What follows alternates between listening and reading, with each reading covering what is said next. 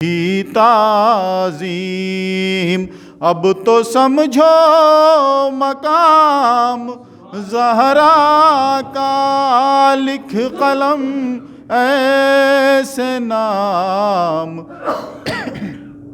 زہرا کا۔ جب سے گھر میں ظفر ہے ذکر حسین، جب سے گھر میں ظفر ہے ذکر حسین، مستقل ہے قیام زہرا کا، لکھ قلم ایسے نام زہرا کا۔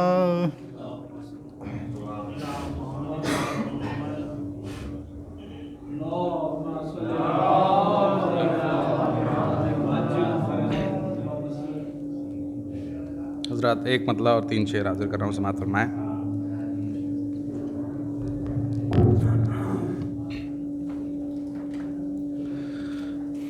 دیکھیں گے مطلع۔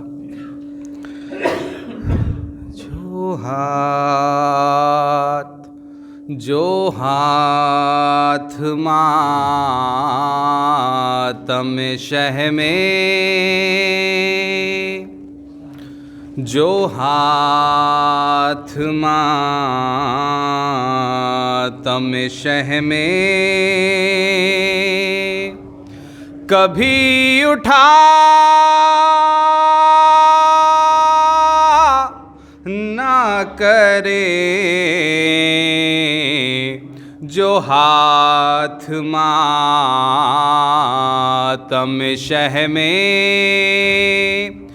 کبھی اٹھا نہ کریں، یہ اس سے کہہ دو نمازوں میں بھی دعا نہ کریں،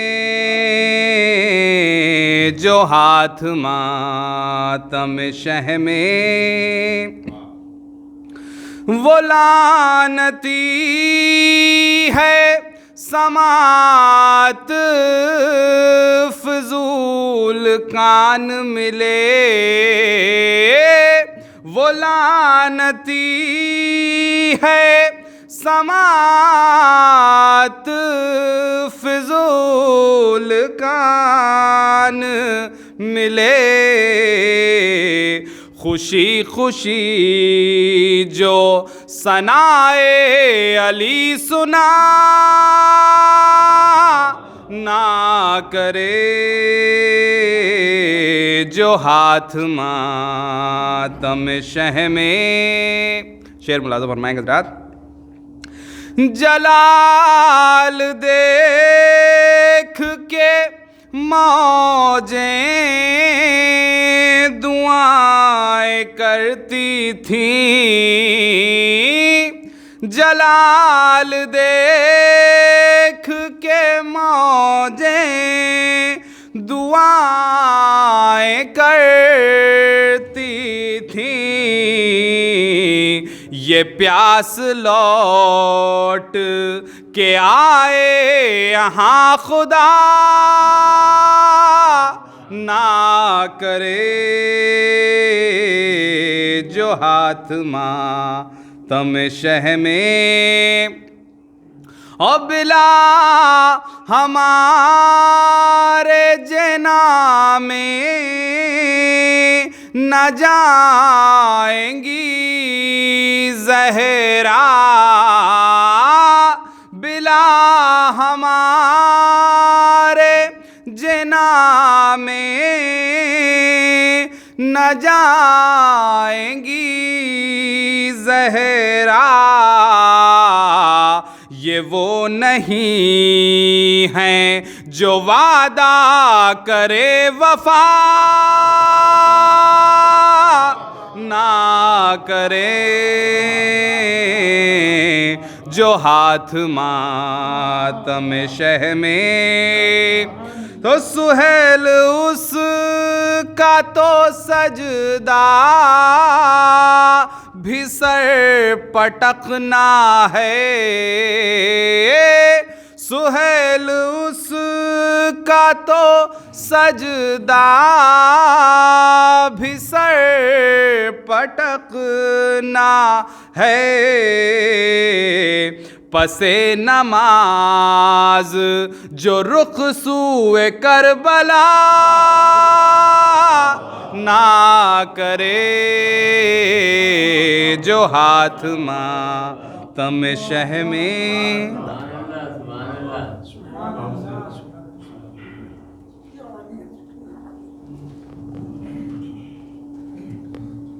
پر محمد و آل محمد صلوات۔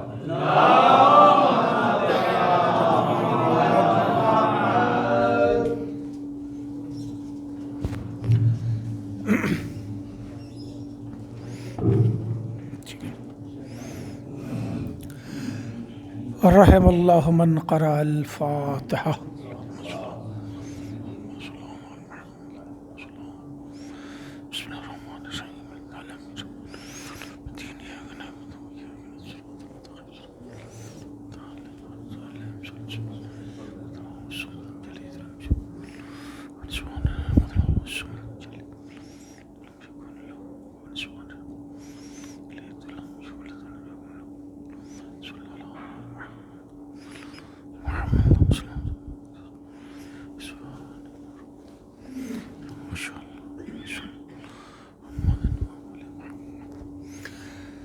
لا حول ولا قوة الا باللہ العلی العظیم۔ اعوذ باللہ من الشیطان اللعین الرجیم۔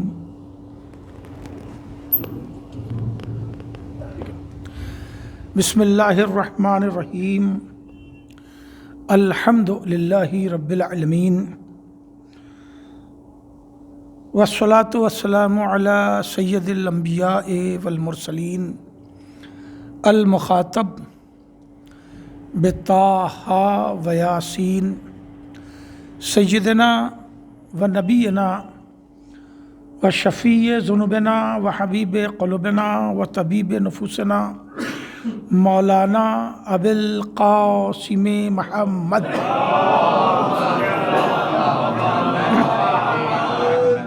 و آلہ الطیبین الطاہرین المعصومین منتجبین الغر المیامین، ولعنۃ اللہ علی اعدائہم وقتلتہم وغاصبی حقوقہم اجمعین،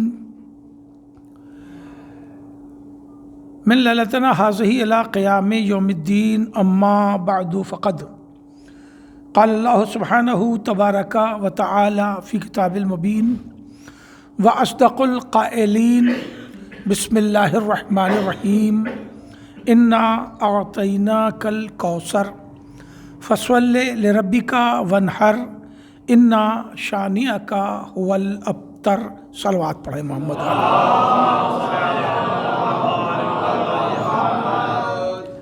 ایک بار آپ کی خدمت میں عرض کر دوں کہ ان 3 مجالس میں آپ سے معرفت زہرا کے عنوان پر گفتگو کروں گا، اور 3 حصوں میں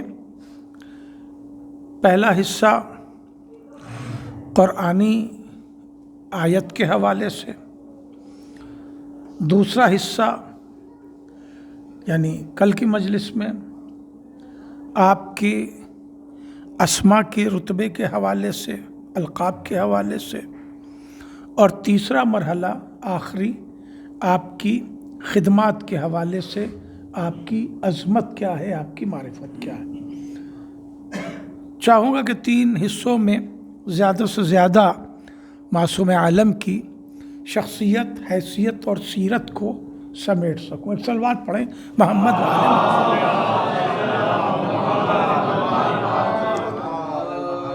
قرآن مجید کا یہ سب سے چھوٹا سورہ ہے جسے پروردگار عالم نے نازل فرمایا تسکین قلب مصطفیٰ کے لیے۔ یہ سب سے چھوٹا سورہ تسکین قلب مصطفیٰ کے لیے نازل فرمایا۔ तर्जुमा ज़ाहिर बज़ाहिर इन्ना बेशक हमने आतैना का मेरे हबीब आपको अता किया अल कौसर। क्या अता किया? अल कौसर। बेशक हमने आपको अल कौसर अता किया। नज़ाकत तर्जुमा ये है कि मैं और लोगों की तरह कौसर नहीं पढ़ रहा हूँ। कौसर नहीं अता किया है, अल कौसर अता किया। तो जो है एक सलवात पढ़ ले मोहम्मद वाले मोहम्मद। यही गुफ्तगू करना मकसूद है और बड़े इत्मीनान से पढ़ूंगा। बहुत देर नहीं पढ़ूंगा मगर इत्मीनान से पढ़ूंगा, इसलिए कि इस तरह का मजमा बहुत कम मिलता है। आमतौर से जो मजमा मखलूत सा होता है तो उसमें हर सतह के सामीन होते हैं, तो फिर वहाँ लहजा और अंदाज भी अलग रखना पड़ता है ताकि उस एतबार से बात पहुँचे। दूसरी आयत फस्वल्ले लिरब्बिका फनहर। तो मेरे हबीब हमने आपको अल कौसर दिया, तो आपको ये चाहिए कि अपने परवरदिगार की इबादत करें, वनहर और उसकी बारगाह में कुर्बानियाँ पेश करें, उसकी बारगाह में कुर्बानियाँ पेश करें। इन्ना शानिया का हुवल अबतर। और मेरे नबी जिसने आपको अबतर कहा है वो खुद अबतर है। जिसने आपको अबतर कहा है, आपकी शान में जिसने अबतर कहा है वो खुद अबतर है। यह हुआ लफ्ज़ी तर्जुमा जिसे मैंने आपके हवाले किया। मकाम तवज्जो है, नबी करीम को अल्लाह ने बेटे दिए, बेटे दिए और फिर उसे वापस मांग लिए और मुस्तफ़ा ने वापस कर दिए। मेरे लफ्ज़ों को महसूस करें, मैं ये नहीं पढ़ रहा हूँ कि अल्लाह ने बेटे दिए और वो इंतकाल कर गए। ये बात पहुँचनी चाहिए। मैं ये नहीं पढ़ रहा हूँ कि अल्लाह ने बेटे दिए। आपकी कुन्नियत है ना अबुल कासिम, पहला ही बेटा कासिम था, उसी से आपकी कुन्नियत पड़ी। दूसरा बेटा अब्दुल्ला, आखिरी बेटा इब्राहीम। जनाब इब्राहीम की विलादत मदीने की है, मैं उन्हें पढ़ ही नहीं रहा हूँ, मक्के की बात कर रहा हूँ। तो अल्लाह ने 2 बेटे दिए और दोनों बेटे वापस ले लिए, मांग लिए, मुस्तफ़ा ने वापस कर दिए। मैं वापस क्यों पढ़ रहा हूँ कि अल्लाह ने मांग लिए, मुस्तफ़ा ने वापस कर दिए? इसलिए कि जिसका नवासा राहिब को बेटे अता कर दे, तो जुमला पहुंचना चाहिए।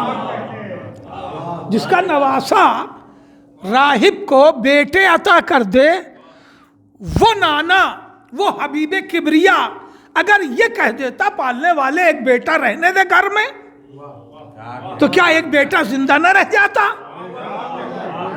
अगर नबी करीम ये दुआ कर देते कि पालने वाले एक बेटा रहने दे, तो क्या एक बेटा जिंदा न रह जाता? मगर अल्लाह ने मांगा, नबी ने वापस कर दिया। जिसका नतीजा क्या हुआ? जिसका नतीजा ये हुआ कि दुनिया रसूल को अबतर कहने लगी। गौर करें आप, मैंने लफ्ज़ पढ़ दिया, आपने सुन लिया, मगर इसका नफ्सियाती असर क्या है इस लफ्ज़ का?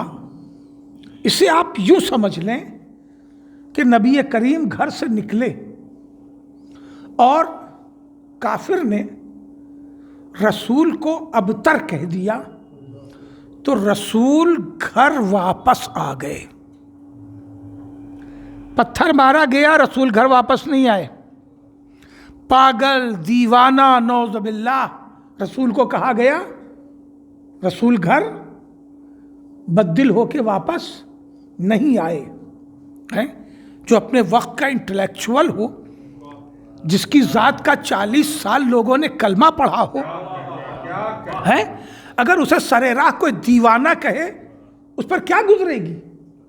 नहीं, अपने और आपको ज़रा तसव्वुर करके देखें, मैं निकलूं और अगर कोई मुझे खुदा न खास्ता दीवाना कहे तो मुझ पर क्या गुजरेगी? کہ بھائی میں ایک حصے کو لیڈ کر رہا ہوں، میں جسے پڑھ رہا ہوں، مجھے دیوانہ کہہ رہے ہیں، کیا گزرے گی؟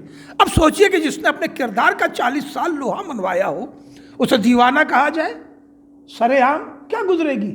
مگر رسول کبھی واپس نہیں آئے، سنتے رہے، تبلیغ کرتے رہے، پتھر مارے گئے، کانٹے بچھائے گئے، کوڑے پھینکے گئے، مگر رسول تبلیغ سے کبھی بھی پلٹے نہیں۔ لیکن ابتر کہہ دیا گیا تو رسول وہیں سے واپس چلے آئے۔ اب سوچئے کہ اس کلچر میں اس لفظ کا کتنا بدترین اثر ہوتا تھا۔ اور کریں آپ، جس کلچر میں یہ لفظ بولا جا رہا ہے، اس لفظ کو وہاں کتنا بدترین محسوس کیا جاتا تھا کہ رسول واپس چلے آئے، گھر کا دروازہ بند کر لیا اور رونے لگے تو سورہ کوثر نازل ہوا۔ بے توجہ، تو سورہ کوثر نازل ہوا، اور سورہ کوثر نازل ہوا تو رسول پھر تبلیغ کو نکل گئے۔ اس کا مطلب یہ ہے کہ ابتر کے مقابلے میں الکوثر بڑا معنی رکھتا ہے۔ ایک صلوات پڑھے محمد و آل محمد۔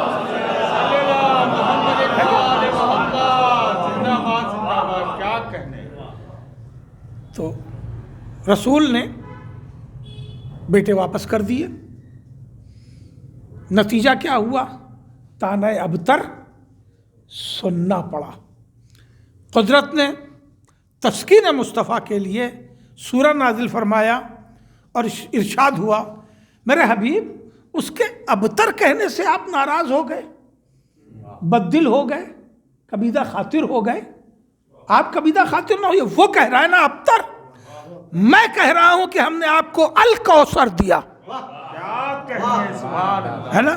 اس کا مطلب یہ ہے کہ سورہ کوثر نہیں، رسول کے حوصلے کا نام ہے۔ توجہ ہے، سورہ کوثر رسول کے حوصلے کا نام ہے۔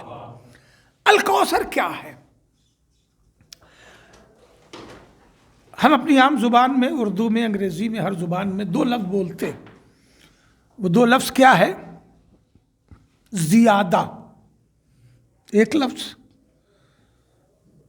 زیادہ خود کثرت کو کہتے ہیں، مگر جب کثرت انکاؤنٹیبل ہو تو کہا جاتا ہے بہت زیادہ۔ ٹھیک ہے، بہت زیادہ، دو لفظ ہو گئے۔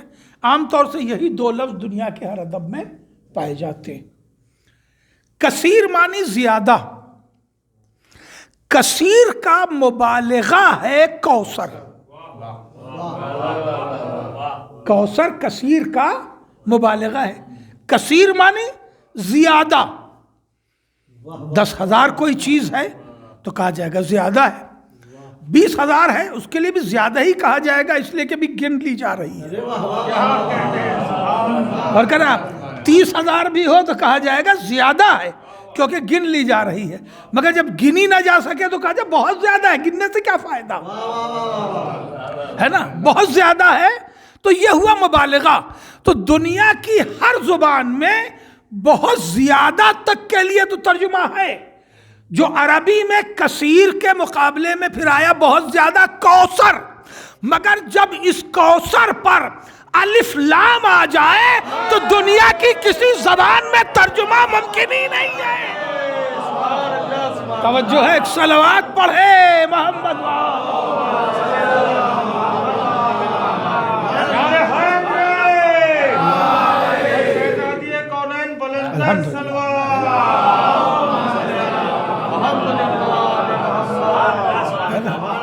اسی لیے میں نے ترجمے میں اس کی احتیاط کی تھی کہ جب کوثر پر استغراق کا الف لام آ جائے تو دنیا کی کسی زبان میں اس کا ترجمہ ممکن ہی نہیں ہے۔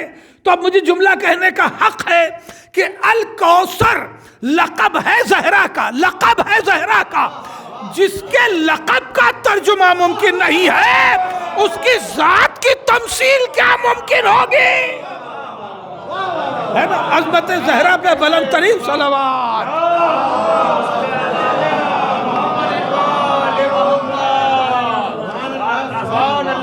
جس کے لقب کا ترجمہ ممکن نہ ہو، کیا کہنے اس کی پھر ذات کی توجیہ اور تمثیل کہاں تک ممکن ہوگی؟ میرے حبیب، ہم نے آپ کو الکوثر دیا، فصل لربک ونہر، تو پھر آپ کو چاہیے کہ اللہ کی عبادت کریں اور قربانیاں دیں۔ یہ عجیب مطالبہ ہے، رسول نے بیٹے واپس کر دیے، یہ تو قربانی ہی تھی نا، ہے یہ تو قربانی ہی تھی نا، مگر اس پر سے اور مطالبہ ہے اللہ کا کہ قربانیاں دیجیے۔ بتانا کائنات کو یہ مقصود ہے کہ یہ خاندان مصطفیٰ کتنی بھی قربانیاں دے گھٹنے والا نہیں ہے، یہ خاندان قائم ہی رہے گا، قائم ہی رہے گا۔ ایک جملہ عرض کرنا چاہتا ہوں، صلوات پڑھیں محمد و آل محمد۔ پوری دنیا میں اب یہ 50 کے بعد سے کچھ تہذیب کا اور زمانے کی مصروفیات کا دخل ہے کہ لوگ اب اپنے خاندان اور شجرے سے واقف نہیں ہیں، ہے نا؟ 50 کے بعد سے زمانے کی اور زندگی کی مصروفیات نے، ہے نا، اتنا منہمک کر دیا کہ اب لوگ اپنے خاندانی شجروں سے واقف نہیں ہے، اور مصروفیات کی بات اب وہ اس کی واقفیت جو ہے وہ رکھنا بھی نہیں چاہتے، کیونکہ وہ شاید میموری میں اب جگہ کم ہے تو نہیں چاہتے کہ یہ میموری، ہے نا، اب فل ہو، اس لیے زیادہ سے زیادہ اپنے باپ کا اور زیادہ سے زیادہ دادا تک کا نام یاد رہتا ہے۔ اگر پوچھ لیں وہ دادا کے والد کون تھے تو کہتے ہیں وہ پوچھ کے بتائیں گے۔ پہلے لوگ جو ہے 7 10 پشت یاد رکھتے تھے۔ جملہ پہنچنا چاہیے، ساری دنیا میں آپ اٹھا کے دیکھیں، شجرہ لکھا جاتا تھا، لکھا جاتا ہے، اب بھی ختم نہیں ہوا ہے، کم ہو گیا ہے 70 سے 80%، مگر شجرہ لکھا جاتا ہے، اور ایک حیثیت سے تو قائم ہی ہے شجرہ کہ ہر آدمی یہ جانتا ہے کہ وہ عابدی ہے کہ زیدی ہے کہ رضوی ہے کہ نقوی ہے کہ موسوی ہے کہ کاظمی ہے، یہ تو جانتا ہی ہے، تو ہر بچہ کم از کم اس ٹائٹل کو اپنے زندہ رکھتا ہے۔ میں سوچتا تھا کہ یہ شجرہ لکھا کیوں جاتا ہے، میں سوچتا تھا، مگر اس کا جواب سورہ کوثر کی آیت نے دیا۔ جملہ پہنچنا چاہیے، سورہ کوثر کی آیت نے اس کا جواب دیا۔ آیت نے 2 لفظ رکھے، بلکہ سورہ نے 2 لفظ رکھے۔ پہلا لفظ اِنَّا أَعْطَيْنَاكَ الْكَوْثَرَ، میرے حبیب ہم نے آپ کو الکوثر دیا، جس کا ترجمہ کثرت نسل بھی لیا گیا ہے کئی ترجموں میں سے۔ آخری ترجمہ اِنَّا شَانِئَكَ هُوَ الْأَبْتَرُ، اور میرے حبیب جس نے آپ کو ابتر کہا ہے وہ خود مقطوع نسل ہے، بے نسلہ ہے، بے نام و نمود ہے۔ ابتر کا یہ ترجمہ کیا جاتا ہے، یعنی مقطوع نسل، جس کی نسل ختم ہو گئی، یا یہ ترجمہ کیا جاتا ہے کہ جس کا کوئی نام لیوا نہیں ہے۔ نبی کو کہا جس کا کوئی نام لیوا نہیں، یا مقطوع نسل ہے، جواب میں کیا کہا کہ جس نے آپ کو کہا ہے وہ خود مقطوع نسل ہے۔ اب سمجھ میں آیا یہ شجرے لکھے کیوں جاتے تھے؟ اس لیے نہیں لکھے جاتے تھے کہ افتخار کر سکے کہ ہم نقوی ہیں کہ عابدی ہیں کہ رضوی ہیں۔ بھئی اس میں کوئی افتخار کی بات ہی نہیں ہے، جو رضوی ہے وہ بھی سید ہے، جو نقوی ہے وہ بھی سید ہے، جو عابدی ہے وہ بھی سید ہے، جو کاظمی ہے وہ بھی سید، سب تو سید ہی ہیں، سب تو برابر ہیں۔ اصل میں یہ شجرہ لکھا جاتا تھا سورہ کوثر کی صداقت کے لیے۔ میں جملہ پہنچنا چاہیے، یہ شجرہ لکھا گیا سورہ کوثر کی صداقت کے لیے، تاکہ رہتی دنیا تک یہ ثابت رہے کہ جس نے ابتر کہا اس کا شجرہ موجود نہیں ہے، مصطفیٰ کا شجرہ موجود ہے۔ بتوجہ ایک صلوات پڑھے محمد و آل محمد۔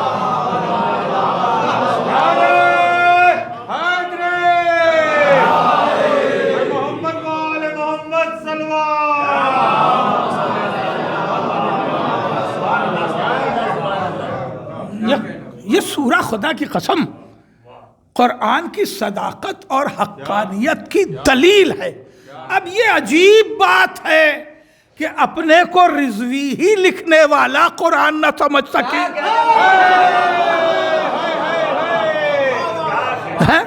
ایک صلوات پڑھے محمد و آل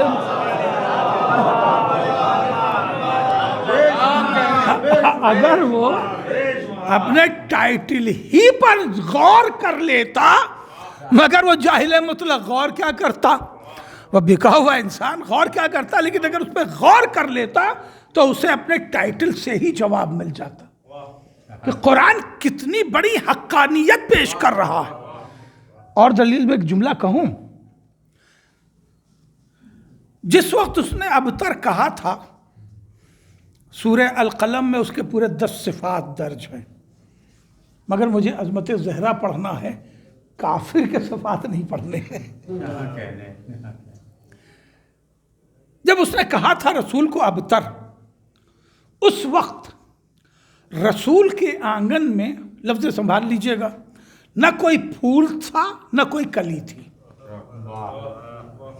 بیٹے ختم ہو چکے تھے اور بیٹی کوئی موجود بھی نہیں تھی۔ معصوم عالم کی ولادت 5 بعثت میں ہوئی ہے، یعنی تبلیغ اسلام کے آغاز سے 5 سال کے بعد، اور 5 سال کے بعد بھی آدھا سال گزرنے کے بعد بھی جمادی الثانی 6واں سال ہے، 6واں مہینہ ہے کہ نہیں؟ تو جس وقت اس نے ابتر کہا، اس وقت نبی کے آنگن میں نہ کوئی پھول تھا نہ کوئی کلی تھی۔ ٹھیک ہے، یہ وہ سورہ ہے جو پروردگار عالم نے نبی سے یہ کہا تھا کہ اس کو لے جا کے آپ کعبے پر آویزاں کر دیجئے، چیلنج کے طور پر۔ بحث یہ تھی کہ یہ کلام بندے کا ہے یا اللہ کا ہے۔ خدا کی قسم سارے جواب دیے جا چکے ہیں، مگر جسے کمینگی ہی سوجھ جائے، جسے اردو اور ہندی بھی ٹھیک سے نہیں آتی، جو اپنا نیا رکھا ہوا نام بھی ٹھیک سے نہیں لے سکتا، ہے نا؟ یہ سب تو فیکٹ ہے جو سب کے سامنے منظر ہے۔ وہ قرآن کی زبان پر گفتگو کر رہا ہے، عربی پہ گفتگو کر رہا ہے، اس کی لطافت و حقانیت پہ گفتگو کر رہا ہے۔ آپ غور کریں، کافر جو تھے وہ عربی جانتے تھے، اہل زبان تھے، ان کے ساتھ ساتھ وہ قصیدے جو آج بھی ادب میں پڑھائے جاتے ہیں، وہ کافروں کے قصیدے آج بھی عربک لٹریچر میں پڑھائے جاتے ہیں، کیونکہ وہ لاجواب ہے اپنے ادب و فن کے اعتبار سے۔ وہ کعبے پہ آویزاں تھے جنہیں سبعات معلقات کہا جاتا ہے، اور ان کے جواب میں پروردگار عالم نے کہا میرے حبیب آپ جائیے سورہ کوثر آویزاں کر دیجئے، یعنی 3 مصروں کا قصیدہ ہے، 3 مصروں کا وہ قصیدہ جو پیش رسول نے کیا بڑے بڑے قصیدوں کے مقابلے میں۔ لوگوں نے اپنے قصیدے اتار لیے، غور کریں آپ، اپنے قصیدے اتار لیے۔ کسی نے شب کی تاریکی میں اس کے نیچے ایک اور 4تھا مصرع لکھا، وہ مصرع کیا تھا؟ ما ھذا کلام البشر، یہ بندے کا کلام نہیں ہو سکتا۔ کل کا کافر تو کہہ رہا ہے قرآن اللہ کا کلام ہے،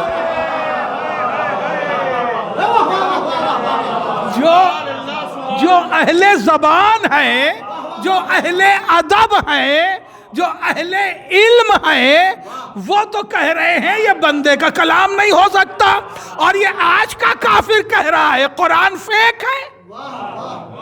آپ غور کریں کیا لکھا؟ ما ھذا کلام البشر، جب بندے کا کلام نہیں ہو سکتا، اتنے دن سے رسول سنا رہے تھے آیتیں تو نہیں مان رہے تھے، کہہ رہے تھے نہیں یہ کلام اللہ کا نہیں ہے۔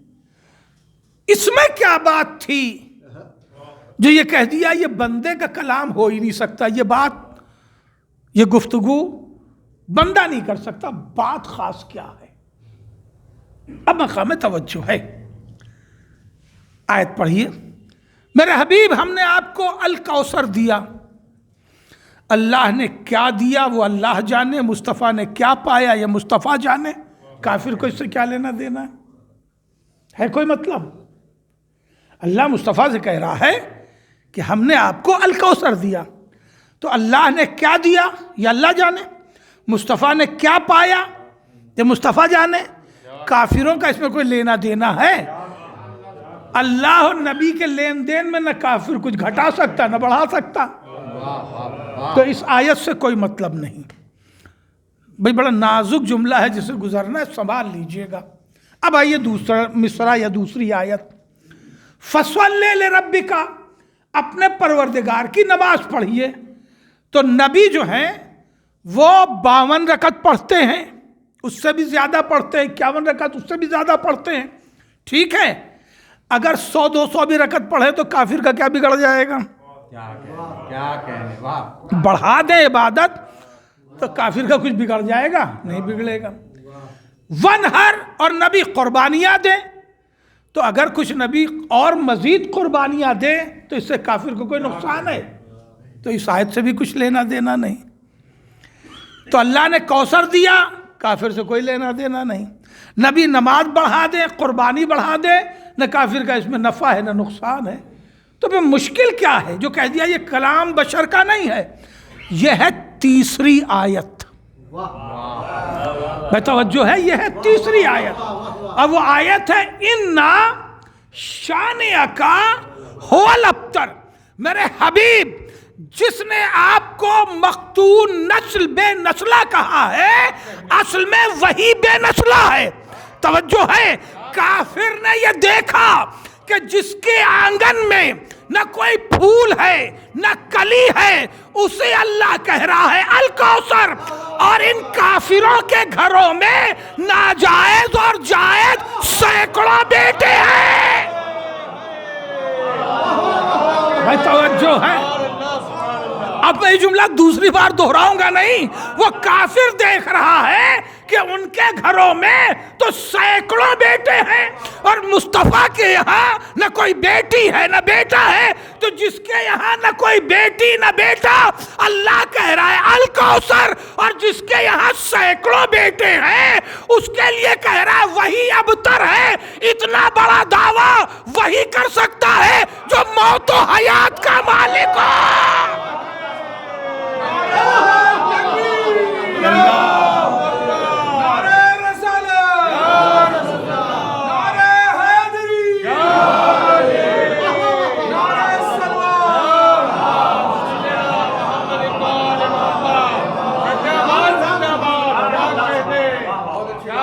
اتنا بڑا دعویٰ وہی کر سکتا ہے جو موت و حیات کا مالک ہو. کہ کس کی نسل کو ہم زندہ رکھیں گے اور کس کی نسل کو ہم تباہ و برباد کر دیں گے. 1400 سال پہلے قرآن نے یہ دعویٰ کیا تھا. 1400 سال پہلے قرآن نے یہ دعویٰ کیا تھا کہ جس کے گھر میں کوئی اولاد نہیں ہے اسے ہم کوثر بنا دیں گے، الکوثر بنا دیں گے. اور جن کے گھر بیٹوں سے بھرے ہیں، کیونکہ بیٹیاں تو زندہ دفن کر دیتے تھے، تو بیٹیاں تو ہے نہیں، بیٹوں سے بھرے ہیں، ہم انہیں بے نسلہ کر دیں گے. پوری دنیا کھنگال کے دیکھ کے بتاؤ کوئی ایک خانوادہ جو ملے وہ یہ کہے ہم ابو جہل کی نسل سے ہیں، کوئی کہے ہم ابو لہب کی نسل سے ہیں، کوئی کہے ہم اتباع و طیبہ کی نسل سے ہیں. کوئی نہیں ملے گا مگر مصطفیٰ کی نسل سے ملیں گے. ہم عابدی ہیں، ہم رضوی ہیں، ہم نقوی ہیں، ہم تقوی ہیں. صلوات پڑھے محمد.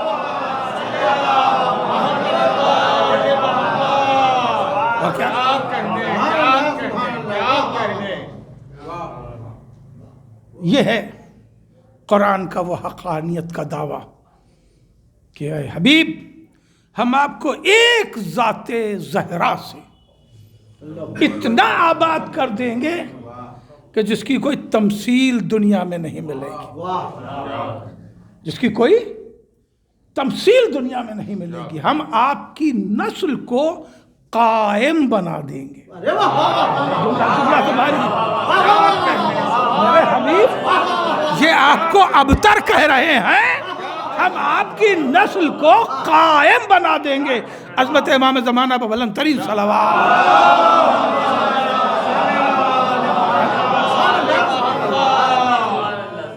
ہم آپ کی نسل کو قائم بنا دیں گے.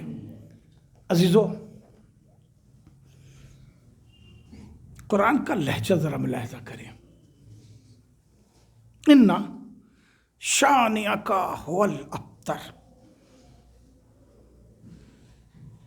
نبی کریم نے کیا پتھر مارنے والے لڑکوں کو کچھ برا بھلا کہا تھا؟ سنا ہے کبھی آپ نے کسی بھی مورخ سے، کسی بھی راوی، کسی ذاکر سے کہ یہ لڑکے بہت نالائق ہیں کہا تھا؟ نہیں. ذلیل ہیں کہا تھا؟ نہیں. ان لڑکوں کو جو پتھر مارتے تھے رسول نے کچھ کہا؟ نہیں کہا. وہ بڑھیا جو کوڑا پھینکتی تھی، کیا رسول نے اتنا بھی کہا تھا کہ بڑھیا سٹیا گئی ہے؟ یہ تو ہم لوگ بھی آپس میں کہہ لیتے ہیں. اگر کوئی بوڑھا آدمی کوئی نازیبا حرکت کر جائے، کہتے ارے بھائی کہاں ان کی بات پہ لگے ہو، بڈھے آدمی سٹیا گئے ہیں. رسول نے تو اتنا بھی نہیں کہا، اس لیے کہ رسول خوش اخلاق تھے، رسول خوش گفتار تھے. رسول کی زبان پر کبھی بھی کسی کے لیے کوئی نازیبا لفظ نہیں آیا. اور کیا آپ نے توجہ، نبی کو جب اس نے یہ کہا کہ نعوذ باللہ آپ ابتر ہیں، تو کیا نبی نے اس کے جواب میں اتنا بھی کہا کہ تو بڑا بدزبان ہے؟ نہیں کہا. بھئی اتنا تو کوئی بھی کہہ سکتا ہے. شریف سے شریف آدمی اگر کوئی بری بات سنے کسی کی زبان سے، بد اخلاقی کے لفظ سنے، تو شریف آدمی اسے دہراتا نہیں ہے، مگر اتنا تو کہہ دیتا ہے آپ بہت بد زبان آدمی، ہم آپ سے بات نہیں کرنا چاہتے ہیں، ہم آپ کو جواب نہیں دے سکتے، آپ جائیے اپنا کام کیجئے.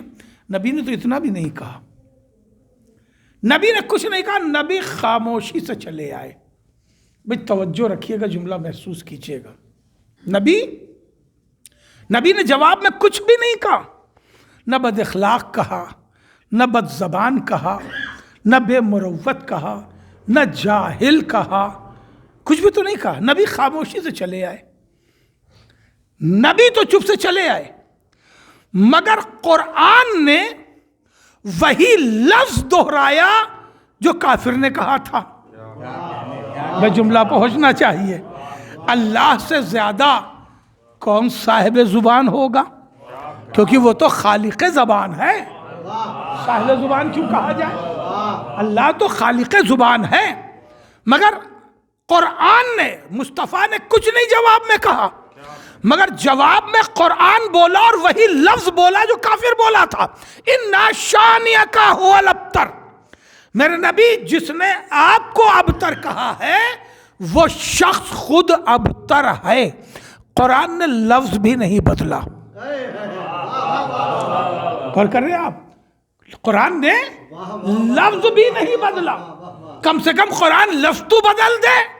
یہی کہہ دے کہ جس نے آپ کو ابتر کہا ہے وہ جاہل ہے، بدتمیز ہے، بدبخت ہے، بے مروت ہے. کہا نہیں، لفظ اس لیے نہیں بدلوں گا تاکہ وہ یہ سمجھے تو صحیح کہ وہ کہہ کیا رہا ہے.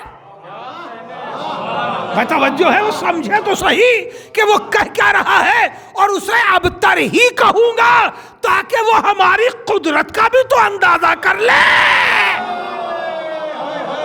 توجہ ہے. ایک صلوات پڑھے محمد وآل محمد، کر لے. توجہ ہے. اب بڑی نازک سے منزل ہے، بڑی نازک سے منزل ہے. تو قرآن نے کہا اپنی قدرت، اپنے اختیار کو ظاہر کرتے ہوئے کہ اِنَّ شَانِئَکَ. کیا نازک لفظ ہے، شان. میرا نبی جو آپ کی شان میں گستاخ ہے، جو آپ کی شان میں گستاخ ہے نا، وہ خود ابتر ہے۔ لوگ سمجھ رہے ہیں کہ یہ صرف رسول کے زمانے کے لیے آیت ہے۔ ہائے ہائے، یہ صرف رسول کے زمانے کے لیے آیت نہیں ہے، ہر زمانے میں جو گستاخ مصطفیٰ ہوگا اللہ اسے ابتر بنا دے گا۔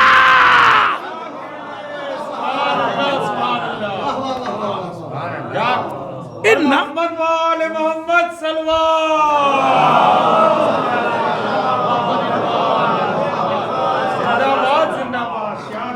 ان شانئک هو الابتر، جو بڑی نازک سی گفتگو ہے جس کے لیے بار بار آپ کی خدمت میں عرض کر رہا ہوں، وہاں تک رسائی چاہتا ہوں۔ نبی نے نہ بد زبان کہا، نہ بد اخلاق کہا، نہ جاہل کہا، جملہ محسوس کیجئے گا، کچھ بھی نہیں کہا، نہ بے مروت کہا۔ بھئی اتنے الفاظ تو شریف آدمی بھی جواب میں بولتا ہے، شریف سے شریف آدمی بھی ہو، کمگو سے کمگو بھی آدمی ہو، اگر اسے کوئی برا بھلا کہے تو اتنا تو کہتے ہی بھئی آپ بڑے بد زبان آدمی، میں آپ سے بات کرنا نہیں چاہتا۔ مگر نبی نے ایسا کچھ نہیں کہا، نبی خاموش رہے، اللہ بولا۔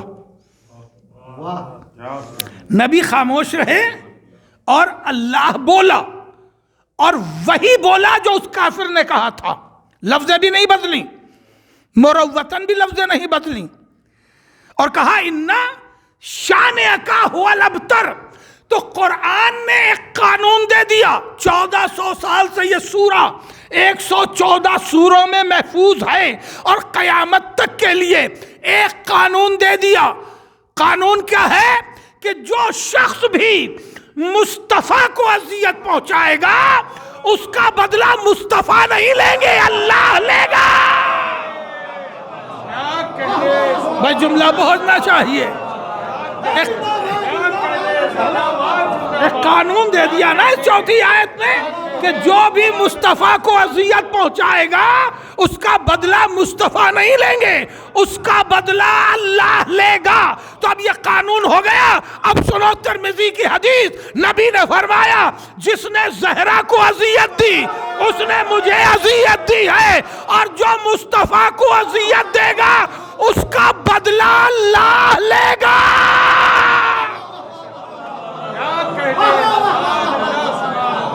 صلوات پڑھے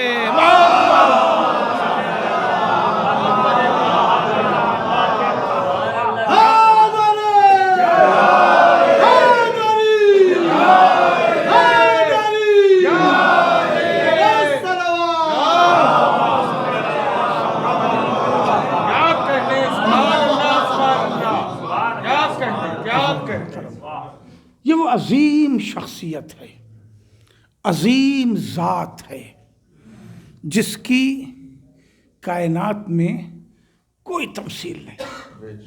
اگر میں جملہ پہنچاؤں اور آپ ذرا محسوس کر لیں، تھوڑا سا ادبی لفظ ہے اور آپ کی خدمت میں عرض کرنے کی میں جرات بھی کر رہا ہوں بڑے اعتماد کے ساتھ۔ اللہ وحدت الوجود ہے، یعنی اپنے وجود میں واحد۔ اللہ وحدت الوجود ہے، اور زہرا مظہر وحدت الوجود ہے۔ بس جملہ سنبھالیے،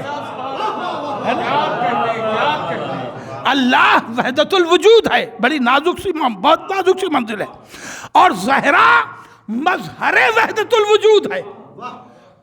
یعنی اللہ نے خود اپنے لیے کہا لیسا کمثلہ شیء، میری کوئی مثال نہیں ہے۔ اللہ کو سمجھنے کے لیے بھی آپ کوئی مثال نہیں دے سکتے۔ اللہ سورج کی طرح روشن ہے نہیں کہہ سکتے، چاند کی طرح خوبصورت ہے نہیں کہہ سکتے۔ تو اللہ کی کوئی تمثیل اور تشبیہ نہیں ہے۔ اسی طرح زہرا بھی مظہر وحدت الوجود ہے، زہرا کی بھی کوئی تشبیہ و تمثیل نہیں ہے۔ بتوجہ ہے؟ کیا کہنے میں آپ کو اور قریب لاؤں اپنی گفتگو سے. آپ کہیے مصطفیٰ وحدت الوجود کا مظہر ہے. میں کہوں گا نہیں ہے. مصطفیٰ ہوتے ہوئے بھی وحدت الوجود کا مظہر نہیں ہے. اس لیے کہ رسول نے خود کہا انا و علی من نور واحد، ہم اور علی ایک نور کے دو جز ہیں. تو جیسے مصطفیٰ ویسے علی، جیسے علی ویسے مصطفیٰ، مگر زہرا کے لیے نہیں کہہ سکتے جیسے زہرا. کیا کہنے سبحان اللہ، کیا کہنے سبحان اللہ. عظمت زہرا پہ بلند ترین صلوات.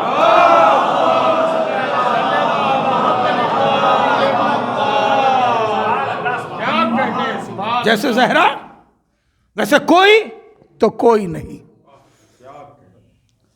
14 میں بھی کوئی نہیں ہے. ان 14 میں بھی زہرا اکیلے مظہر وحدت الوجود ہے. اور کر رہے آپ عظمت زہرا کو محسوس کرنے کے لیے اگر آپ غور کریں قرآن کتنا عظیم ہے. اس کی عظمت کی کوئی حد ہے؟ نہیں ہے. قرآن اپنے کلام کی حیثیت سے بہت عظیم ہے. کوئی اس کے مقابلے میں کتاب نہیں، کسی کی زبان اس کے مقابلے میں زبان نہیں، کسی کی بلاغت اس کے مقابلے میں بلاغت نہیں. اگر محسوس کریں تو میں صرف ایک جملہ عرض کروں قرآن کی بلاغت اور عظمت کے حوالے سے. قرآن آیا کب تھا؟ 1400 سال پہلے. اور قرآن آیا کی شکل میں ہے 114 سوروں میں. ٹھیک ہے، 1400 سال پہلے 114 سوروں میں قرآن آیا. اب ہمیں سامنے تو بچے بھی ہیں اور بزرگ بھی ہیں. بزرگ زیادہ تجربے والے ہیں. میں نوجوانوں ہی سے تمثیل میں عرض کروں. جو بچے اب تو کچھ چھوٹے بھی ہیں مگر بہرحال سن 2000 کی پیداوار تو سبھی ہیں لگ بھگ، ایک آدھ کو چھوڑ کے. 20-22 سال کے جو بچے ہیں، آپ بتائیں سن 2000 میں کیا ہندوستان کا بچہ واٹس اپ کی اس فریکوینسی سے واقف تھا؟ 20 سال کی تو بات کر رہا ہوں. 20 سال پہلے خالی دنیا مٹھی میں کا سلوگن تھا، حقیقت تو نہیں تھی نا. حقیقت 20 سال آتے آتے بن گئی. لیکن کیا 70 کی دہائی والے موبائل کے بارے میں جانتے تھے؟ نہیں جانتے تھے. کتنے سال ہوئے؟ زیادہ سے زیادہ 50 سال ہوئے. ہم لوگ تو اس سے ہی پہلے کے ہیں. تو جب 50 سال کے لوگ اس ترقی سے واقف نہیں تھے تو 1400 سال پہلے کے لوگ اس ترقی سے واقف ہوں گے؟ نہیں ہوں گے. میں کہنا یہ چاہتا ہوں کہ ہر 10 سال بعد ایک نئی تحقیق ہر زمانے میں ہوئی. اس زمانے کے اعتبار سے ہر 10 سال 15 سال بعد کوئی نہ کوئی چیز نئی تحقیق کی آئی اور دنیا نے ایک قدم آگے بڑھایا. 1400 سال میں جملہ پہنچنا چاہیے، وقت بہت نہیں لینا مقصود ہے. 1400 سال میں یہ 10 سال 20 سال کر کے دنیا کہاں سے کہاں تک پہنچ گئی. تو دنیا تو 1400 سال میں 1400 گنا آگے بڑھی. قرآن کی ایک بھی آیت بڑھی؟ میرے ساتھ آئیے. 1400 سال میں دنیا 1400 گنا آگے بڑھ گئی، مگر قرآن کے وہی 114 سورے، وہی 6666 آیتیں. مگر جہاں سے بھی زمانہ قرآن سے اپنا جواب چاہتا ہے، قرآن جواب دیتا ہے. ایک صلوات پڑھے محمد اور کر رہے ہیں.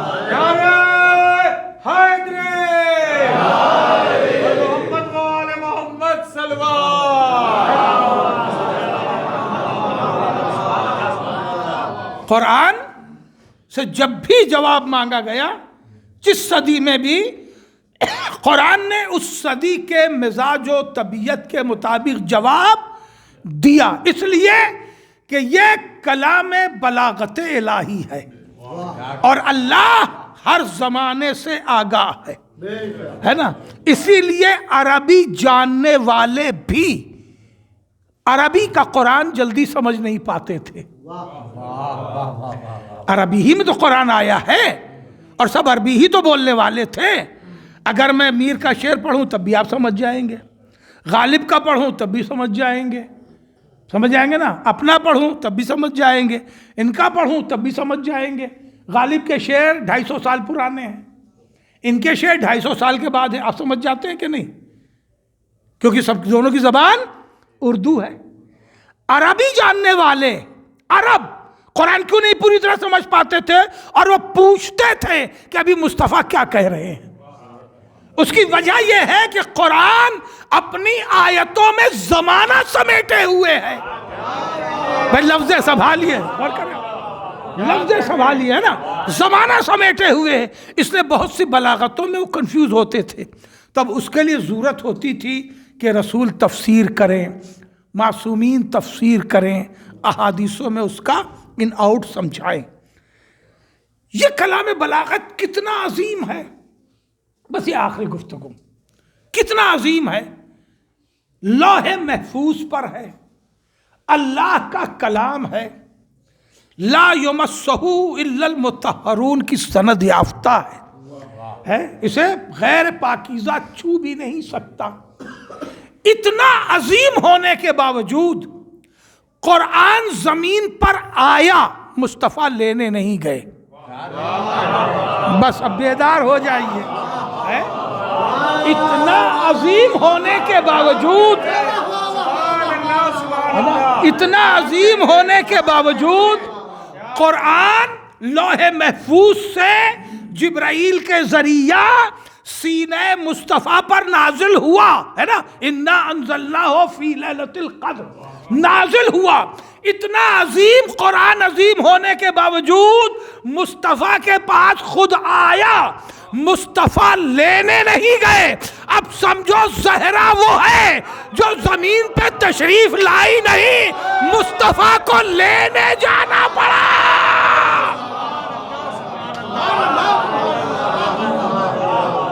صلوات پڑھے محمد.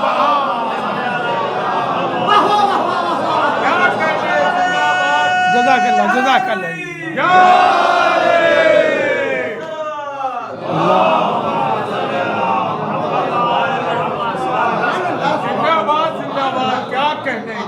اللہ نے معراج پر بلایا، میرے حبیب آئیے. یہ زہرا ہے، قرآن نہیں ہے کہ بھیج دوں، قرآن نہیں ہے کہ بھیج دوں. میرے حبیب آئیے تاکہ میں آپ کو براہ راست نور زہرا عطا کروں، براہ راست نور زہرا عطا کروں. یہ شخصیت، یہ بیٹی اتنی ہی عظیم تھی. اسی لیے رسول نے فرمایا جس نے زہرا کو اذیت دی اس نے مجھے اذیت دی، اور جس نے مجھے اذیت دی اس نے پروردگار کو اذیت دی، اور جس نے پروردگار کو اذیت دی وہ کافر ہے. کفر تو بہتوں کا ثابت ہو گیا، توبہ کسی کی نظر نہیں آئی. جملہ پہنچنا چاہیے. کفر تو بہتوں کا تاریخ میں ثابت ہو گیا، مگر توبہ کسی کی نظر نہیں آئی. اس لیے نظر نہیں آئی کہ بغض زہرا انسان کو توفیق توبہ سے بھی محروم کر دیتا ہے. میں قیمتی جملہ دے رہا ہوں، بغض زہرا انسان کو توفیق توبہ سے بھی محروم کر دیتا، توفیق توبہ سے بھی محروم کر دیتا. بس آج گفتگو یہی روک رہا ہوں، کل یہیں سے آغاز کروں گا اپنی گفتگو کا.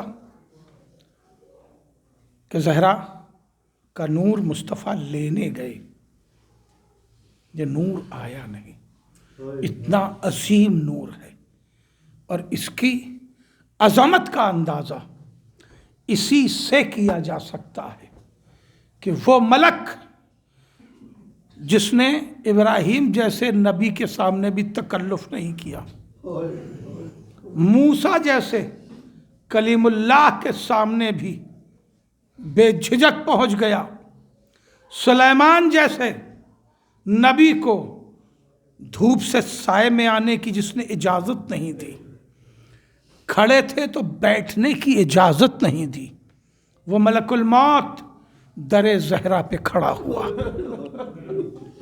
عظمت زہرا پہچانے، در زہرا پہ کھڑا ہوا، آواز دے رہا ہے، اور میری بی بی ارشاد کر رہی ہے میرا بابا بیمار ہے، میرے بابا کو ملاقات کی اذیت مت دو، ابھی چلے جاؤ۔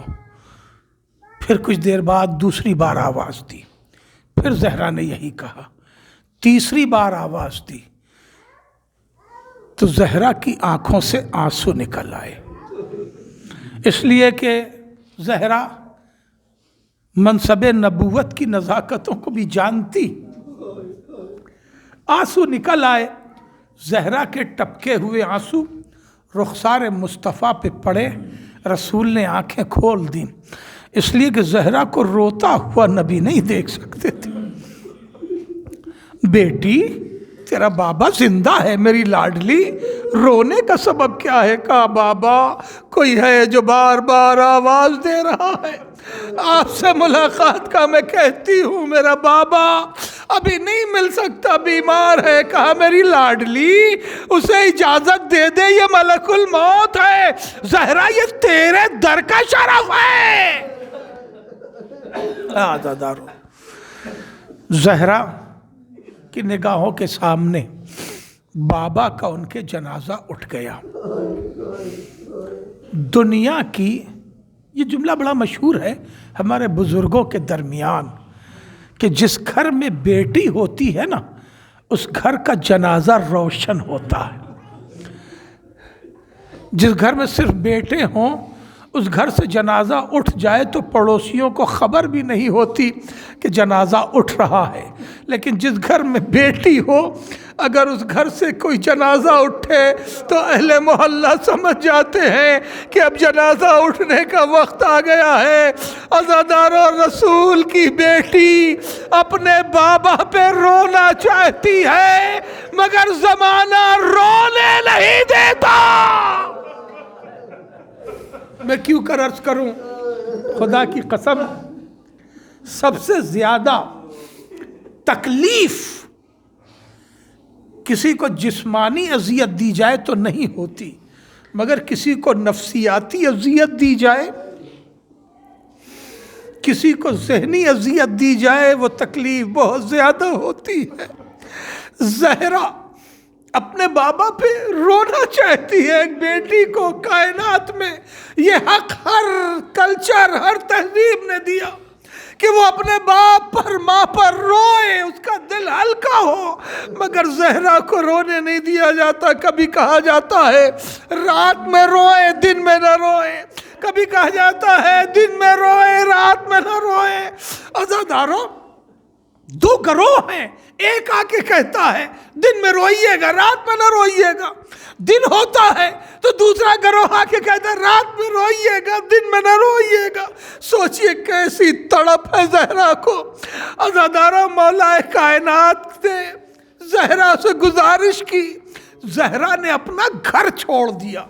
اس نفسیاتی غم کو محسوس کر لیں، آج یہی تک مصائب پڑھوں گا، کل گفتگو بڑھا سکوں گا۔ عزیزوں، اب سب سے آسان راستہ یہی ہے نا، محلہ ہے، مجھے رونے نہیں دیتے، دن میں کوئی کہتا ہے رات میں نہ روئے، اچھا چلو ہم گھر چھوڑ دیتے ہیں، محلہ چھوڑ دیتے ہیں۔ عزیزو، تقریباً گھر کے محلے کے گھر کے آخری گھر کے تقریباً 5 کلومیٹر یا 1 کلومیٹر دور جنت البقیع میں یعنی 1000 میٹر 800 میٹر دور جنت البقیع میں ایک کھجور کا درخت تھا قبرستان میں. مولا کائنات نے اس کھجور کے درخت سے ایک چھوٹی سی چادر لگا کر کے باندھ دی تھی تاکہ اس کے نیچے زہرا بیٹھ کے رو لیا کرے. گھر سے دور، محلے سے دور، وہی بیت الحزن ہے زہرا کا زہرا، وہاں جا کے رو آتی تھی. کبھی دن میں رو لیا، کبھی رات میں رو لیا. ایک دن زہرا لوٹ کے آئی تو گھر کے آنگن میں بیٹھی رو رہی ہے. مولا کائنات داخل ہوئے، کہا بنت رسول کیا کوئی تازہ غم پڑ گیا جو آپ یہاں تک روتی ہوئی چلی آئی؟ کہا یا علی، ظالموں نے اس درخت کو بھی کاٹ دیا جس کے سائے میں بیٹھ کے میں روتی تھی. یہ ظالم مجھے جینے نہیں دینا چاہتے، یہ ظالم میری زندگی کے در پہ ہوں گے. الا لعنت اللہ علی القوم الظالمین وسيعلم الذين ظلموا أي منقلب ينقلبون وإنا لله وإنا إليه راجعون. پالنے والے تجھے محمد و آل محمد علیہ السلام کا واسطہ اس مجلس عزا کو قبول فرما. پالنے والے تجھے محمد و آل محمد علیہ السلام کا واسطہ تمام مومنین و مومنات جہاں جہاں بھی ہیں ان کے جان مال عزت و آبرو کی حفاظت فرما. تمام مومنین و مومنات کی حاجات دنیاوی اور اخروی کو پورا فرما. پالنے والے تجھے محمد و آل محمد علیہ السلام کا واسطہ جو بیمار ہیں انہیں شفائے کامل و عاجل عطا فرما. زہرا کے صدقے میں جو بے روزگار ہیں انہیں رزق نو عطا فرما. صاحبان روزگار کے رزق میں برکت عطا فرما.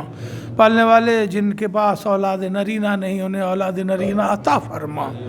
پالنے والے امام زمانہ کے ظہور میں تعجیل فرما. ہم سب کے امام کے معین و مددگار میں شمار فرما. ایک بار سورہ حمد اور 3 بار سورہ توحید کی تلاوت فرما کر سید عالمیان کی روح کو ہدیہ فرما دیں.